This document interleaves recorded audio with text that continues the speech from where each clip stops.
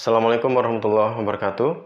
Pada sesi kali ini kita akan membahas tentang hukum Kirchhoff dan topik yang pertama akan kita bahas adalah tentang hukum satu Kirchhoff.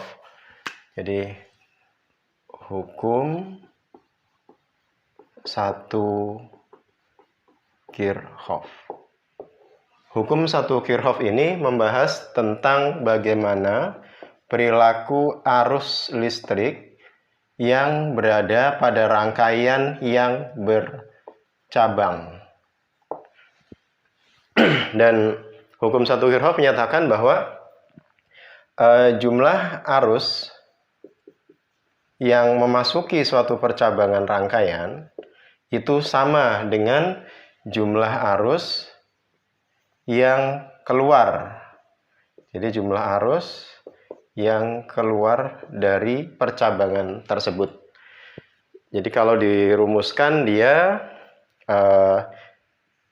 dinyatakan sebagai sigma I masuk sama dengan sigma I keluar. Jadi berapa arus yang masuk ke percabangan sama dengan jumlah arus yang keluar dari percabangan tersebut. Kalau diilustrasikan kurang lebih begini. Jadi kalau misalkan ini ada percabangan arus begini. Ini arus yang masuk. Kemudian anggaplah ini namanya I1, ini I2, kemudian ini I3. Maka yang disebut sebagai arus masuk adalah arus yang menuju ke percabangan ini. Jadi yang menuju ke percabangan adalah I1, kemudian yang meninggalkan percabangan adalah I2 dan I3. Jadi kalau dinyatakan dalam hukum satu Kirchhoff, ilustrasi ini dinyatakan sebagai I masuk sama dengan I keluar. I yang masuk mana? I1. Jadi I1 sama dengan I yang keluar ada I2 dan I3. I2 ditambah I3. Nah, contohnya seperti itu. Atau misalkan bisa juga kita contohkan yang lain dalam bentuk ilustrasi yang lain. Misalkan begini, kita ada cabang 4 gitu. Kemudian ini menuju ke cabang, ini menuju ke cabang, yang ini meninggalkan cabang, yang ini meninggalkan cabang. Nah, kalau ini saya sebut I1, kemudian ini I2, yang ini I3, yang ini I4, maka ilustrasi seperti ini, kalau menurut hukum satu Kirchhoff dinyatakan sebagai sama. Jadi I masuk, saya buat di sini, I masuk, jumlah I masuk ya, jumlah I masuk, jumlah I yang masuk sama dengan jumlah I yang keluar, arus yang keluar. Jadi kalau dari ilustrasi ini yang masuk mana? Yang menuju ke percabangan sini. Jadi yang menuju ke percabangan itu disebut sebagai arus masuk. Jadi kalau dari ilustrasi ini yang masuk adalah I1 ditambah I4. Ada dua arus yang masuk. Yang keluar atau yang meninggalkan cabang ada dua, I2 dan I3. Jadi sama dengan I2 ditambah I3. Nah, kurang lebih gambaran dari hukum satu Kirchhoff seperti itu. Jadi berapa jumlah arus yang masuk menuju ke percabangan pasti sama dengan arus yang keluar meninggalkan percabangan tersebut. Kita coba ambil contoh soal gitu ya. Kita ambil contoh soal. Contoh soal dari hukum satu Kirchhoff. Misalkan ada contoh yang pertama, ada cabang arus seperti ini. Ada cabang arus seperti ini, kemudian begini, I1, kemudian cabang begini, kemudian di sini begini. Jadi ini I1, ini I2, ini I3, ini I4, begitu. Ini cabangnya. Misalkan di sini diketahui bahwa I1 itu sama dengan 2 ampere. Kemudian I2 diketahui 4 ampere. I3 diketahui 6 ampere. Yang ditanyakan I4-nya berapa? Nah, gitu. Untuk menyelesaikan soal seperti ini, maka kita ikuti kaidah dari hukum satu Kirchhoff ini. Ya, ini jumlah arus yang masuk atau sigma IM sama dengan jumlah arus yang keluar atau sigma IK. Jadi M ini masuk, K ini keluar.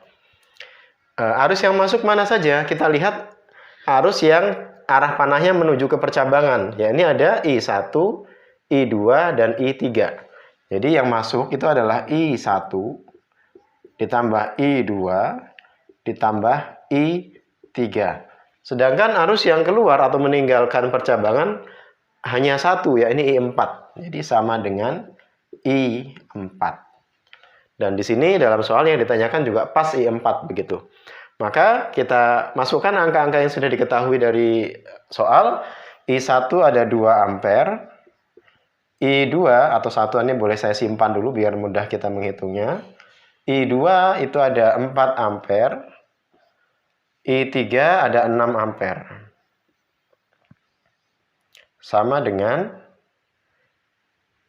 I4 begitu. Nah, maka kalau sudah begini tinggal kita hitung. 2 tambah 4 tambah 6 berarti 12 ya, 12. Ini I4.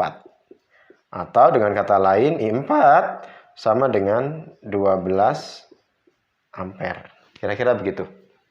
Jadi ini contoh yang pertama. Jadi ada percabangan, kemudian arus yang lain diketahui kecuali satu cabang arus yang belum diketahui.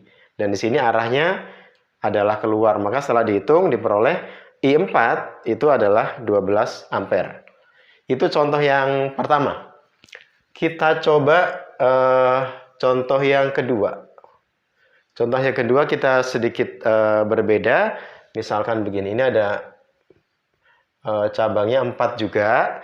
Kemudian ada arus yang ini keluar, kemudian yang ini masuk, yang ini masuk. Nah, ada satu cabang yang ini kita tidak tahu. Anggaplah di sini titik A, di sini titik B. Yang ini kita tidak tahu arahnya masuk atau keluar dan besarnya berapa. Oke, kita tulis dulu ya. Ini namanya I1, kemudian yang ini namanya I2, kemudian yang ini namanya I3. Nah, yang ini anggaplah namanya IAB. Atau boleh kita anggap sebagai I4 begitu. Di soal diketahui dalam soal I1 itu nilainya 5 ampere. 5 ampere. Kemudian I2 nilainya 4 ampere. 4 ampere. I3 itu nilainya 3 ampere. Dan I4 yang kita namakan I4 ini kita tidak tahu besarnya berapa, arahnya juga kita tidak tahu. Jadi yang ditanyakan di sini apa? Yang ditanyakan I4 ini besarnya nilainya berapa dan arahnya kemana. Gitu kira-kira. Jadi ada 4 cabang, kemudian semua diketahui kecuali satu cabang. Ini tidak diketahui arahnya kemana, besarnya berapa. Nah, langkah penyelesaiannya tetap kita menggunakan hukum 1 Kirchhoff. Nah, di sini kita ada 2 cara yang bisa dipakai. Ada 2 asumsi yang bisa dipakai dan kita boleh pilih salah satu yang bisa dipakai untuk menjawab. Jadi pilih satu saja. Maksudnya bagaimana? Yang pertama, kita anggap karena arahnya kita belum tahu. Cara pertama, kita anggap atau kita tebak, kita anggap I4 ini arahnya keluar. Nah, jadi yang pertama kita anggap I4 ini arahnya keluar. Kalau I4 dianggap keluar, arusnya keluar, maka dari rumus hukum 1 Kirchhoff, sigma I masuk sama dengan sigma I keluar. Maka kita masukkan angkanya. Yang masuk mana saja? I2, I3. Ya. I2 ditambah I3. Sedangkan yang keluar I1 dan ini kita anggap I4 keluar ditambah I4. Begitu. Karena kita anggap I4 keluar. Setelah ini maka kita bisa masukkan angka-angkanya. Jadi I2 itu 4 ampere. ditambah I3 itu 3 ampere, sama dengan I1 5 ampere, ditambah I4 yang ini kita belum tahu. Setelah ini biasa kita hitung, 7 sama dengan 5 ditambah I4. Kalau kita pindah ruas, maka min I4 sama dengan 5 dikurang 7, atau sama min I4 sama dengan min 2, atau I4 sama dengan 2 ampere. Nah, jadi kalau dari tebakan yang pertama, I4 diperoleh nilainya 2 ampere. Kita coba tebakan atau anggapan yang kedua, yang kita anggap bagaimana kalau I4 kita anggap masuk. Hasilnya bagaimana? Kita lihat, kalau I4 kita anggap masuk, sesuai dengan hukum 1 Kirchhoff, I masuk sama dengan I keluar, gitu, sigma I keluar. Maka kita masukkan angka dari arus yang dianggap masuk. Jadi yang dianggap masuk berarti I2 ditambah I3 ditambah satu lagi I4, karena I4 kita anggap masuk. Sama dengan I yang keluar hanya 1, berarti I1. Jadi I4 kita anggap masuk. Setelah itu kita masukkan angkanya. I2 itu 4 ampere, ditambah I3 itu 3 ampere, ditambah I4 ini yang ditanyakan, sama dengan I1 itu 5 ampere. Kemudian kita bisa hitung 7 ditambah I4 sama dengan 5. I4 sama dengan 5 min 7. Sama dengan min 2 ampere. Nah, maka kita bandingkan coba. Kita bandingkan. Yang I4-nya dianggap keluar atau kita tebak keluar, itu diperoleh nilainya positif 2 ampere. Sedangkan kalau I4 kita tebak atau kita anggap masuk, diperoleh nilainya min 2 ampere. Dua cara ini sama-sama benar. Lantas apa yang kok bisa berbeda? Jadi begini, hitungannya itu menghasilkan angka yang sama bahwa benar I4 sama dengan 2 ampere. Kemudian kalau dia angkanya positif, berarti tebakan arah kita benar bahwa memang I4 keluar. Tapi kalau hasilnya negatif, berarti tebakan arah kita itu kebalik.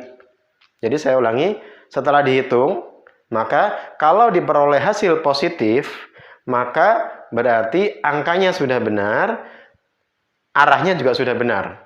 Tapi kalau dihitung kemudian diperoleh angkanya negatif, berarti angkanya benar, arahnya kebalik gitu. Jadi positif itu berarti arah tebakannya sudah benar, kalau negatif berarti arah tebakannya itu kebalik begitu. Artinya kesimpulannya sama. Jadi yang ini, oh berarti benar, arahnya memang keluar. Taunya dari mana? Karena hasilnya positif. Kalau yang ini bagaimana? Saya menembak masuk, ternyata hasilnya negatif. Oh berarti arah yang benar adalah keluar. Jadi Anda boleh pilih, boleh menganggap masuk, boleh menganggap keluar, dihitung. Kalau hasilnya positif berarti tebakan arahnya sesuai, kalau hasilnya negatif tebakan arahnya yang sebaliknya. Kira-kira begitu. Nah, demikian kurang lebih pembahasan hukum 1 Kirchhoff tentang bagaimana perilaku arus bercabang dalam suatu rangkaian listrik tertutup. Semoga bisa dipahami. Assalamualaikum warahmatullahi wabarakatuh.